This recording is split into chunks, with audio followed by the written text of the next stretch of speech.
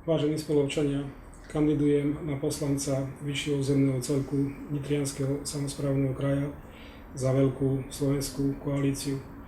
Myslím si, že v regionálnej politike by nemali chýbať ľudia so skúsenosťami v samospráve. Samosprávne kraje vznikli v roku 2001.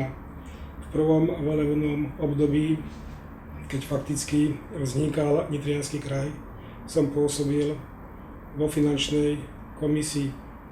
V roku 2005 som dostal dôveru od spoluobčanov a bol som zvolený za poslanca Nitrianskej župy. V tomto volebnom období som takisto pracoval vo finančnej komisii a bol som členom Rady Nitrianskeho samosprávneho kraja. Takže dobre poznám fungovanie Nitrianskej župy. Zároveň 11 rokov pôsobím ako starosta obce Kurelany. Preto mám blízko ku komunálnym problémom.